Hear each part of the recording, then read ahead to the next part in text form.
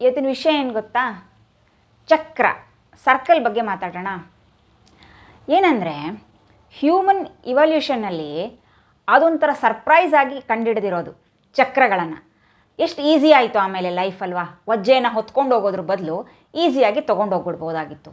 ಅದೇ ಸರ್ಕಲನ್ನು ನಾವು ಉದ್ದಕ್ಕೆ ಜಗ್ಗಿದಾಗ ಸಿಲಿಂಡರ್ ಆಗೋಯ್ತು. ಆದ್ದರಿಂದ ಅದನ್ನು ಯೂಸ್ ಮಾಡಿಕೊಂಡು ಯಾಕೆ ಅಂದರೆ ಇವಾಗ ನಾವಿಲ್ಲ ಅಂದರೆ ಸೈಕಲ್ಲು, ಕಾರು, ಏನು 1 ವೀಲರ್, 2 ವೀಲರ್, 3 ವೀಲರ್, 4 ವೀಲರ್, ಯಾವುದೇ ವೀಲರ್ ಇರಲಿ, 16 ವೀಲರ್ ಇರಲಿ, ಅದನ್ನ ವೀಲ್ಸ್ ಕಂಡುಹಿಡ್ದಿರೋದ್ರಿಂದನೇ, ಚಕ್ರಗಳನ್ನು ಕಂಡುಹಿಡ್ದಿರೋದ್ರಿಂದನೇ ಈಸಿ ಆಗ್ತಿಲ್ಲ ನಮ್ಮ ಲೈಫು. ವಜ್ಜೆನ ಹೊತ್ಕೊಂಡು ಬರೋದು ಬೇಕಾಗಲಿಲ್ಲ, ತಳ್ಕೊಂಡು ಹೋಗ್ಬಿಡ್ಬೋದಾಯಿತು. ಎತ್ತಿನ ಗಾಡಿ ಇರಲಿ, ಕುದುರೆ ಗಾಡಿ ಇರಲಿ, ಎಲ್ಲದೂ ಯೂಸ್ ಮಾಡೋದು ಸೇಮ್ ಚಕ್ರಗಳನ್ನು ಅಲ್ವಾ? ಚಕ್ರ, ಸರ್ಕಲ್. ಇವಾಗೇನೆಂದರೆ ಈ ಚಕ್ರ ಸರ್ಕಲ್ ಯಾಕಷ್ಟೊಂದು ಇಂಪಾರ್ಟೆನ್ಸ್ ಬೇಕಾಗುತ್ತೆ? ಯಾಕಂದರೆ ಅದು ಉರುಳ್ಕೊಂಡು ಹೋಗುತ್ತೆ ಅಂದರೆ ಫ್ರಿಕ್ಷನ್ ಕಡಿಮೆ ಇರುತ್ತೆ, ಈಸಿಯಾಗಿ ಟರ್ನ್ ಆಗುತ್ತೆ.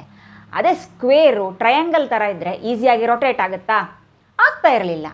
ಆದರೆ ಸರ್ಕಲ್ ಆಗಿರೋದ್ರಿಂದ ಈಸಿಯಾಗಿ ರೊಟೇಟ್ ಹಾಕ್ಕೊಂಡು ಹೋಗುತ್ತೆ. ಈ ಸರ್ಕಲ್ದ ಇಂಪಾರ್ಟೆನ್ಸ್ ಏನಂದರೆ, ಯಾಕ್ರಿ ಹಳೆ ಬೋರಿಂಗ್ ಸ್ಟೋರಿನೇ ಕೇಳೋಣ ಅಲ್ವಾ? ಅದೇ ಚಕ್ರದ ಕಥೆ ಕೇಳಿ ಬೇಜಾರಾಗಿದೆ ಅಂತನಾ? ಇವತ್ತು ಬೇರೆ ಕಥೆ ಕೇಳೋಣ. ಏನು ಗೊತ್ತಾ, ನಿಮಗೆ ಬಬಲ್ಸ್ ಬಗ್ಗೆ ಗೊತ್ತಲ್ಲ?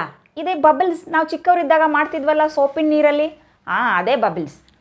ಅದನ್ನು ಇವಾಗ ಇನ್ನೂ ದೊಡ್ಡ ದೊಡ್ಡ ಸೈಜಲ್ಲೆಲ್ಲ ಮಾಡ್ತಾರೆ. ನಾವು ಚಿಕ್ಕವರಿದ್ದಾಗ ಇಷ್ಟೊಂದು ಇವಾಲ್ಯೂಷನ್ ಆಗಿರಲಿಲ್ವಲ್ಲ, ಇವಾಗ ಆಗಿದೆ. ಸೊ ಬಿಗ್ ಸೈಜಲ್ಲಿ ನಾವು ಹಿಡಿಯೋಷ್ಟು ದೊಡ್ಡ ಸೈಜಲ್ಲಿ ಇರುತ್ತೆ ಬಬಲ್ಸ್. ನಮ್ಮ ಸುತ್ತಲೂ ಆ ಥರದ ಬಿಗ್ ಬಬಲನ್ನು ಇಟ್ಕೊಂಡ್ಬಿಟ್ರೆ ಲೈಫಲ್ಲಿ ನಮಗೆ ಫ್ರಿಕ್ಷನ್ಸ್ ಕಡಿಮೆ ಆಗಿಬಿಡುತ್ತಾ ಅಂತ ಸುಮ್ಮನೆ ಇಮ್ಯಾಜಿನ್ ಮಾಡ್ಕೊಳ್ರಿ. ಲೈಫಲ್ಲಿ ಎಷ್ಟು ಟೆನ್ಷನ್ ಇಲ್ಲ, ಯಾರಿಗೂ ಟೆನ್ಷನ್ ಇಲ್ಲ ಕೇಳಿ. ಚಿಕ್ಕ ಮಗುವಿನಿಂದ ವಯಸ್ಸಾಗಿರೋರ್ವರೆಗೂ ಎಲ್ಲರೂ ಕೇಳಿದ್ರು ಟೆನ್ಷನ್ ಯಾಕಾಗುತ್ತೆ? ಫ್ರಿಕ್ಷನಿಂದ ಆಗುತ್ತೆ. ಫ್ರಿಕ್ಷನ್ ಯಾಕಾಗುತ್ತೆ? ನಮಗೆ ಬೇರೆಯವರ ಒಪಿನಿಯನ್ ಬಗ್ಗೆ ಅಗ್ರಿಮೆಂಟ್ ಆಗದೆ ಇದ್ದಾಗ, ಪ್ರೆಷರ್ ಆದಾಗ ಅಲ್ವಾ? ಸೊ ಇದೆಲ್ಲ ಆಗಬಾರ್ದು ಅಂದರೆ ನಾವೇನು ಮಾಡ್ಕೋಬೇಕಾಗಿರೋದು? ನಮ್ಮ ಸುತ್ತಲೂ ಒಂದು ಬಬಲ್ ಇಟ್ಕೋಬೇಕು ಸರ್ಕಲಲ್ಲಿ. ಆ ಚಂದದ ಸರ್ಕಲ್ ಒಳಗಡೆ ನಾವು ಕುತ್ಕೊಂಡು ಬಿಡಬೇಕು. ಆಗ ಲೈಫ್ ಈಸಿ, ಫ್ರಿಕ್ಷನ್ ಕಡಿಮೆ ಅಲ್ವಾ? ಹೆಂಗೆ ಇಟ್ಕೊಳ್ಳೋದು ಅಂತನಾ? Very simple. ನಾನೇನು ಮಾಡ್ತೀನಿ ಅಂತ ಹೇಳ್ತೀನಿ, ನಿಮಗೆ ಯೂಸ್ ಆದರೆ ನೀವು ಪ್ರಯತ್ನ ಮಾಡ್ಕೋಬೋದು. ಸುಮ್ಮನೆ ಮೆಡಿಟೇಷನಿಗೆ ಕುತ್ಕೊಂಡಿರ್ತೀರಾ ಅಂದ್ಕೊಳ್ಳಿ, ಕುತ್ಕೋತಿರೋ ಇಲ್ವೋ ನಿಮಗೆ ಬಿಟ್ಟಿರೋದು, ಇಲ್ಲ ಅಂದರೆ ಟ್ರೈ ಮಾಡ್ಬೋದು.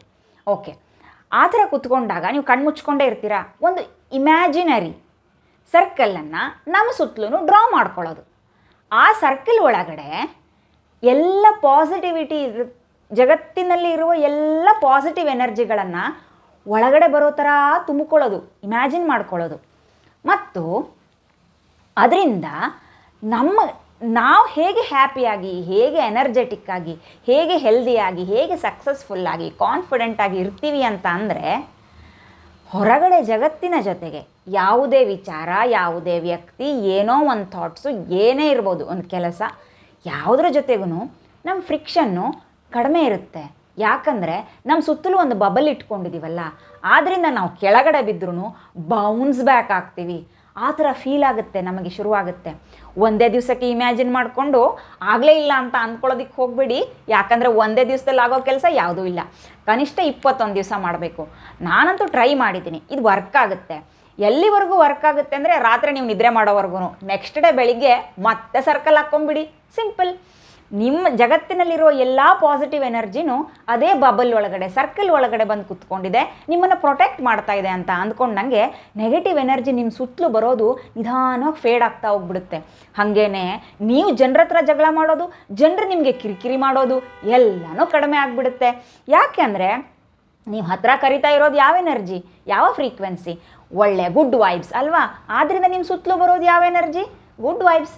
ನೀವು ಅದನ್ನೇ ನಿಮ್ಮ ಸರ್ಕಲಲ್ಲೆಲ್ಲ ತುಂಬಿಸಿಟ್ಕೊಂಡಿದ್ರೆ ಫುಲ್ ಎನರ್ಜಿಯನ್ನು, ಒಳ್ಳೆ ಎನರ್ಜಿಯನ್ನು, ಅದು ನಮಗೆ ತುಂಬ ಹೆಲ್ಪ್ ಮಾಡುತ್ತೆ.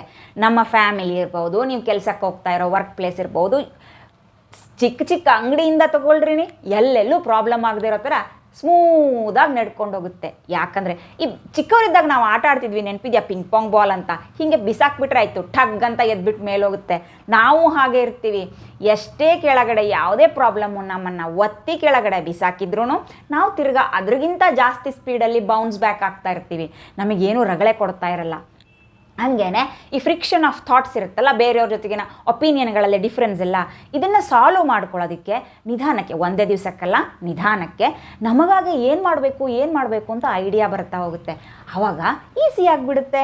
ಲೈಫ್ ಈಸಿ ಆಗುತ್ತಾನೆ ನಮಗೆ ಬೇಕಾಗಿರೋದು. ಈ ಟೆನ್ಷನ್ನು, ಸ್ಟ್ರೆಸ್ಸು, ಅದೇ ಕಿರಿಕಿರಿ ಗಲಾಟೆ ಯಾರಿಗೂ ಬೇಕಾಗಿಲ್ಲ ಲೈಫ್ ಅಂತ ಅನಿಸುವಾಗ ಈ ಥರದ ಒಂದು ಬಬಲ್ ಸರ್ಕಲ್ ಒಳಗಡೆ ನಾವು ಕೂತ್ಕೊಂಡು ಸೇಫಾಗಿರೋ ಫೀಲಿಂಗ್ ಇಟ್ಕೊಂಡ್ರೆ ಎಷ್ಟು ಚೆನ್ನಾಗಿರುತ್ತೆ ಹೇಳಿ ಅಲ್ವಾ. ಆದ್ದರಿಂದ ನಮ್ಮನ್ನು ನಾವು ಆ ಥರ ಒಂದು ಸುಂದರವಾದ ಸರ್ಕಲ್ ಒಳಗಡೆ, ಅಥವಾ ನಿಮ್ಗೆ ಹೆಂಗೆ ಬೇಕೋ ಹಾಗೆ ಬಾಲ್ ಒಳಗಡೆ ಒಟ್ಟು ಒಂದು ಆಕಾರದಲ್ಲಿ ಸರ್ಕಲ್ ಥರ ಇರಬೇಕು, ಅದ್ರ ಒಳಗಡೆ ನೀವು ಕೂತ್ಕೊಂಡ್ಬಿಟ್ರೆ ಆಮೇಲೆ ಲೈಫಲ್ಲಿ ಈಸಿ ಆಗಿಬಿಡುತ್ತೆ. ನೋಡಿ, ಎಲ್ಲ ಗ್ರಹಗಳ ಬಗ್ಗೆ ಎಲ್ಲ ಮಾತಾಡ್ತೀವಿ, ಅರ್ತ್ ನೋಡ್ತೀವಿ, ಸೂರ್ಯ ನೋಡ್ತೀವಿ, ಎಲ್ಲರೂ ಸರ್ಕಲ್ ಆಗಿದ್ದಾರೆ. ಯಾಕಂದರೆ ಆ ಥರ ಪ್ರೆಷರ್ಗಳೆಲ್ಲ ಬಿದ್ದು ಅವ್ರು ಆ ಥರದಲ್ಲಿದ್ದಾರೆ ಅಲ್ವಾ, ಎಲ್ಲ ಕಡೆಯಿಂದ ಸರ್ಕಲ್ ಥರ. ಅಂದರೆ ಎಲ್ಲ ಕಡೆಯಿಂದ ಎಷ್ಟೇ ಪ್ರೆಷರ್ ಬಿದ್ದರೂ ಲೆಸ್ ಫ್ರಿಕ್ಷನ್ ಇರಬೇಕಾದ್ರೆ ಯಾವ ಥರ ಇರಬೇಕು ಹೇಳಿ, ಸರ್ಕಲ್. ಆದ್ದರಿಂದ ನನ್ನ ಫೇವ್ರೆಟ್ ಶೇಪ್ ಯಾವುದು ಹೇಳಿ, ಸರ್ಕಲ್. Very simple.